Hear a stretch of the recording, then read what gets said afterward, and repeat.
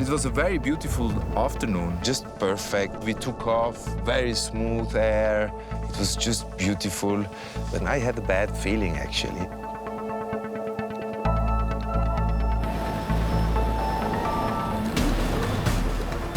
No. Ciao. I remember when I was a child, when I jumped off the chair, and the feeling of those microseconds being in the air. The art of flying just starts when the feet lift off earth.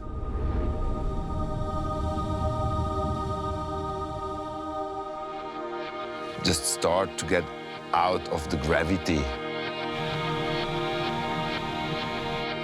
The moment we leave Earth and we are flying with the condors, with the birds, where you have sometimes like really magic moment. Free flying, you know, that's just amazing. I try to share, you know, the passion, the art of flying. Woohoo!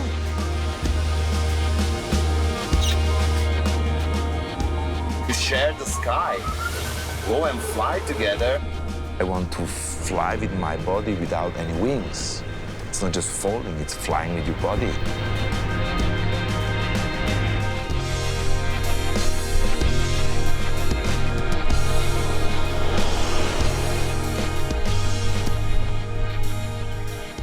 So here, we are actually just landed in front of our hangar and in front of my house. Growing up in Switzerland, I was just really leaving, this passion that I get for these sports, you know, have a paraglider that you can have in a small bag and you can walk up a mountain, you just open, run and can fly. And through 30 years of flying, today maybe I am an air sport artist. I was just 19 years old when I started sewing paragliders. We built, developed prototypes, and I was living nearly 4 years in this car in front of the sewing factory in Switzerland. 3, 2, 1, go! Through my feelings, if a design is doing well or not so well, I was chosen as a test pilot. The designer of aircrafts liked to work with me as I could give them a lot of information they needed to finally finish those products. And then I met Hannes Arch, and together we built the Red Bull Acro team, which was the first aerobatic team in the world. And then was Guido German. He was just an excellent pilot. Further on, we get Uli Gegenschatz as skydiver, base jumper. We went a very close team. We have done so many things as first. We went the pioneer of aerobatics. And then we start competing. I was second in paragliding 91, 95 when I finished second on the World Championship of rigid wings. And in 2000, I won the Paragliding World Cup. I think it's the most nice title you can get. Andy was, at that time, was like one of the few, stars or heroes in paragliding. So, for sure, for me, he was like a big inspiration. This was the big moment that paragliding grows and grows. Also, as more people start paragliding, more people get accidents. And I developed then these safety courses. I was a source of information for many, many people who was growing into this passion of flying. And that's why finally I came also into Argentina to give those courses. We flew here and I land on this airfield. It was more than 10 years, just dead, nothing happens, everything comes down. And I said, wow, here we can fly by night, by full moon, we don't need permissions. I start, I open, I clean, I paint, and I just went straight into it. I built Aero Atelier to what today we can see an air sports university who brings together all those air sports disciplines on one place.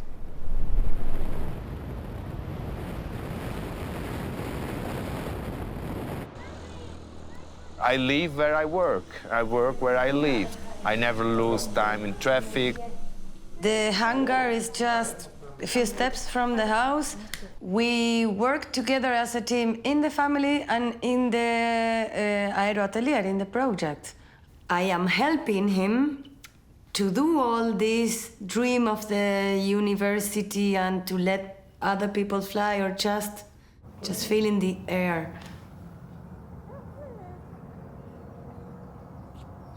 We had to make a show far from here, 70 kilometers from here. You can fly into a big event, and I can release a paraglider who can make very nice aerobatic shows for those people who are looking.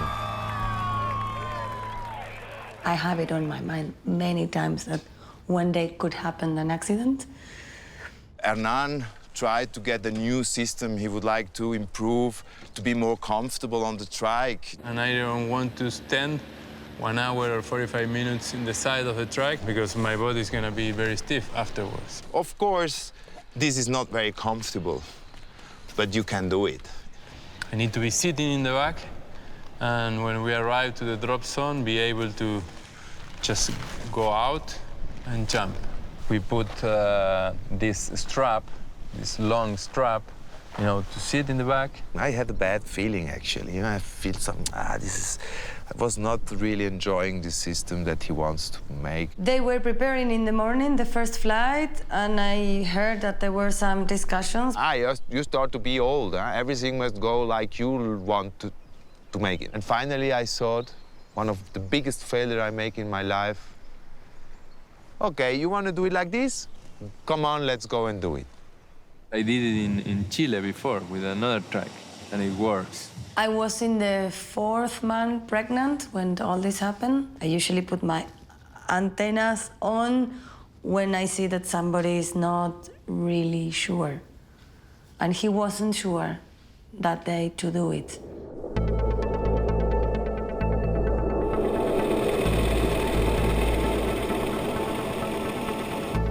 It was a very beautiful afternoon.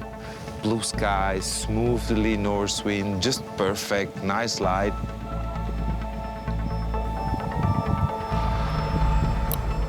No,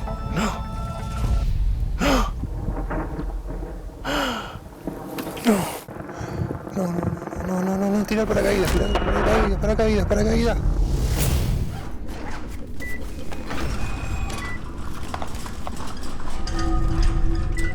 It was all the cars there. Then we go up into and it was my father there. We asked, but he was. And we stay there. It was really bad. It was really bad in there. The left leg was like puree, mashed potato here of bones. The other leg, he crushed the bones here and the ankle. He had very dark areas and pain all over his body. All over his body, everything, everywhere.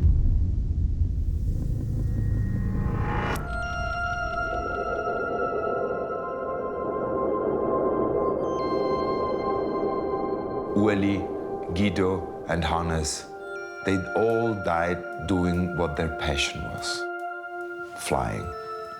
And this gives me some feeling of sadness, yeah? I feel really sad sometimes. So after all my friends died, and I'm the last one of the agri team, I say, when it's my time.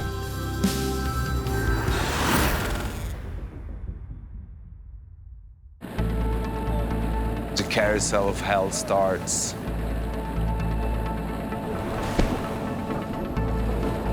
As soon as I jumped, I was hanging from my ankle and... The wing goes into the propeller, everything broke. That was the moment that I lost completely my conscience. I remember I did like this because I felt the propeller. If Hernan during this overturn tumbling process, he touched the propeller, he will be cut like a salami. And he was spinning down, and I thought, okay, he's gonna throw the rescue. And then he didn't make it. I thought the worst, you know, I thought he's dead, you know. When I regained conscience, it was just, I'm here. I was fighting against this rotation to get the emergency lever. I get it, I could pull it. But then I wait for the opening, and I tried to look upwards. And looking upwards, I couldn't see really the parachute. And what happens? I look on ground, I saw how the parachute, which the rocket went straight down, and it just passed a half a meter of mine, go over me, open. Now I'm hanging out there.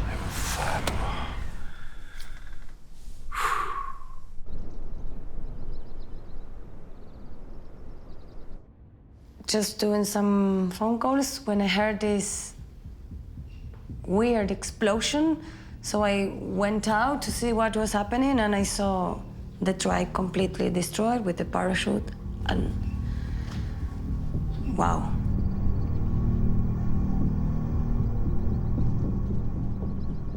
I didn't know what to do. In fact, I did the thing I had to do. I just say, hang on, the guys are having an accident. I need to go there, and I just dialed the ambulance number, and I start running like in an eternity.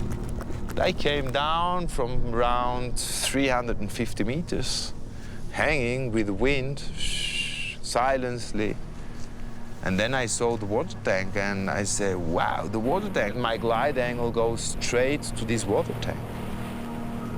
And as you can see, between one and the other water tank, we have only 5.5 meters. This concrete wall, you can see it's covered with those steel wires. And so if you crash in there, you will be dead, for sure.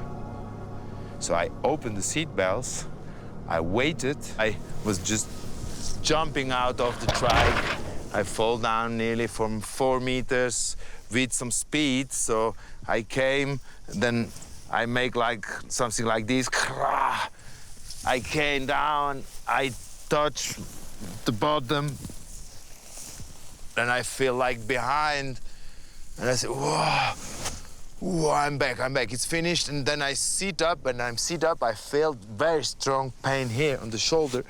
Then I came up, and I fixed my shoulder. I just crank it in, like, I feel here that my elbow was out, so I just turned my arm like this, and when I looked to my feet, I saw that my left foot was just my shoes. I showed the bottom of my shoes like this, and I said, ah.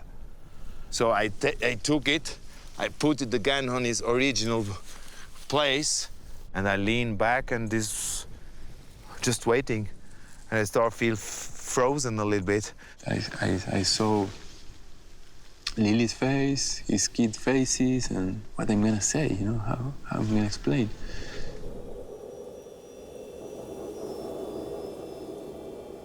I had first right foot operation, then I have left foot operation. This operation went repeated nearly 1 day after. And then they thought, there is nothing to do. It would be better that we cut the left foot. And I said, no, he's a sportsman. You cannot do that. Just try to save his leg. Is he gonna able to be back and to get well 100%? I mean, is this an accident that is gonna change his life forever?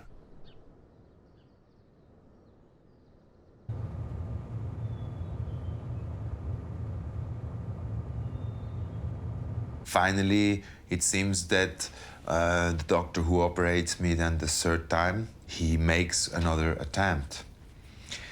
And it works.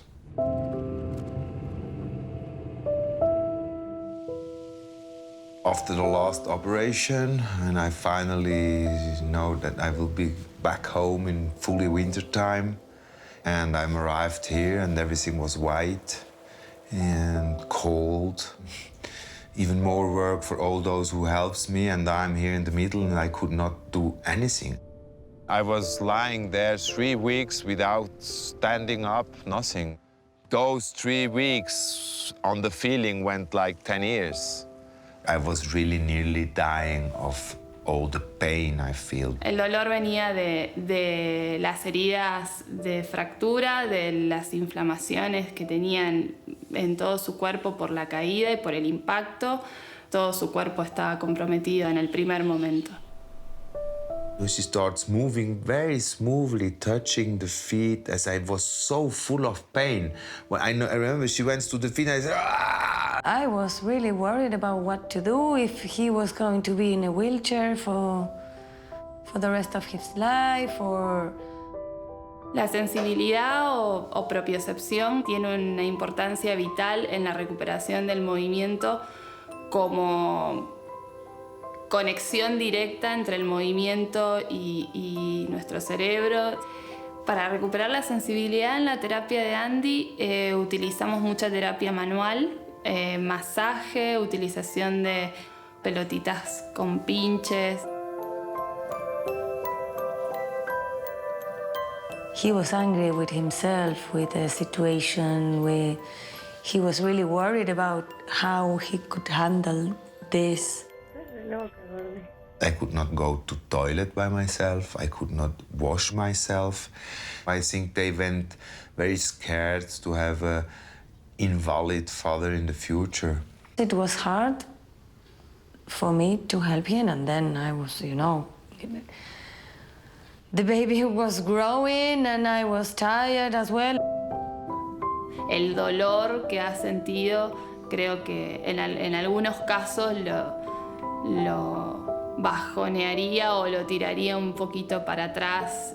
Bueno, la mente de Andy pasó por muchos estados durante todo el tiempo de rehabilitación.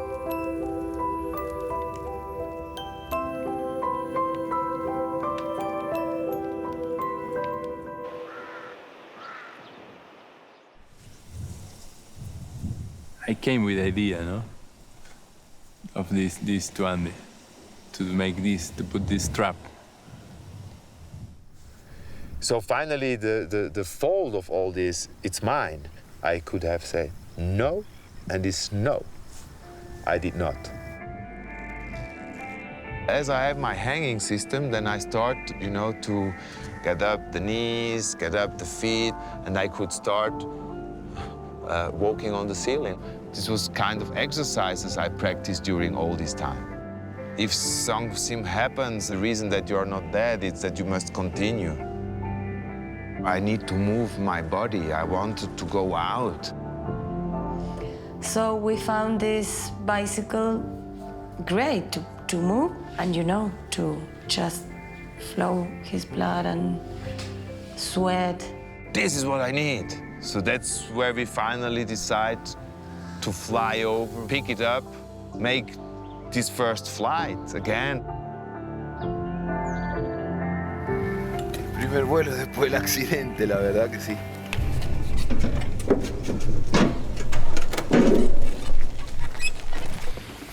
Venga, un poquito. Acá, eso. Ahí está vos, Andy. Ahí estoy yo. No me mete el mano en el culo.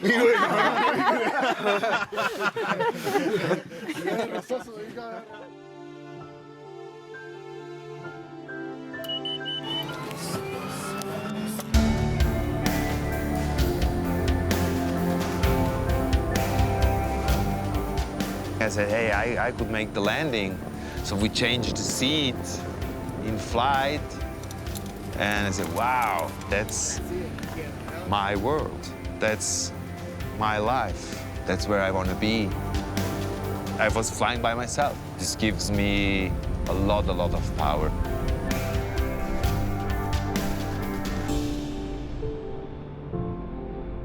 We met these guys who makes the cycle. When he opened the cycle and I was there, I said, yeah.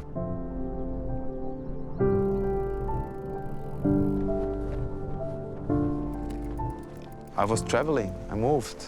away. The bike was actually the start tool of a real serious rehabilitation process. It was just a big kick. He was working a lot in his rehabilitation.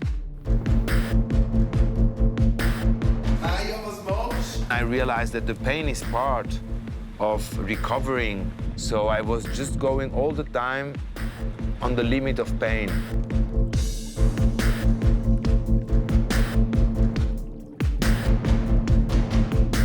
Of course, the motivation to stand on my own feet was to receive my son standing on them. And I released the crutches and just let them fall down, and I start walking very small step like this, you know, and I say, hey, I'm moving. My child was born. It's a boy! And I was standing there and I was just, wow! It's the nicest present you can receive in the world. By that time that Andy wanted to fly again, with his legs still not healthy. With my feet banded, I climbed into the Taurus. Then I was just, you know, silence, just flying. I started just crying. I think it's the worst thing I could do if I just stop him because I am afraid. I'm not letting him be. I just want him to be the best he can.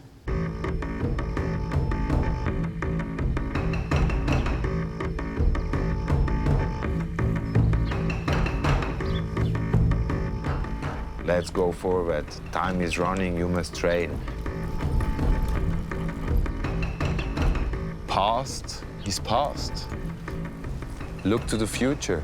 It was his coming.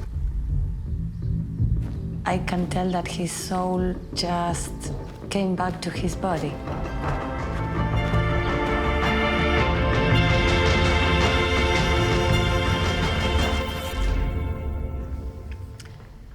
Then he decided to go to this World Championship in France. I was really proud as well because he could do it, you know. SharingTheSky, segundo task. I went there and I said, I have nothing to lose. It's just to go and share with another group of pilots, same conditions, and fly.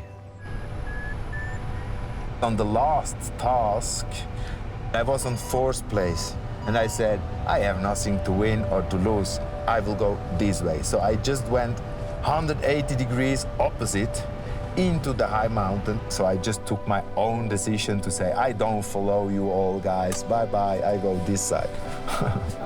And I finished 2nd. Was nice.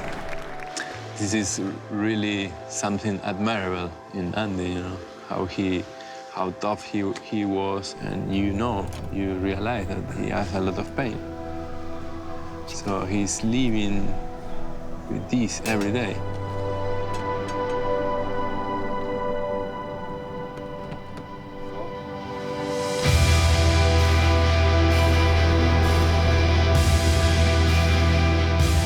Today, we are here with the unique Air Sports Academy, multidiscipline. It's a place where somebody can be builded up to a multidisciplinary airman. And when I make theoretically courses about human failure, I can tell them, look, I have made those failures. I like to share, to transmit to those people who are hungry, where, you know, your body, your genes are asking, hey man, go and fly. When you see a person taken out of the plane or the truck or jumping, and then you see this big smile surrounding on the face, for me, that's great. Andy is born to fly. Definitely, I have no doubts. I think there's nothing to hold him back. He's a free spirit. Today, everything remains just as an experience and maybe as an example for the future generation, and enjoy this feeling, this new feeling that fill out this desire we want to fly.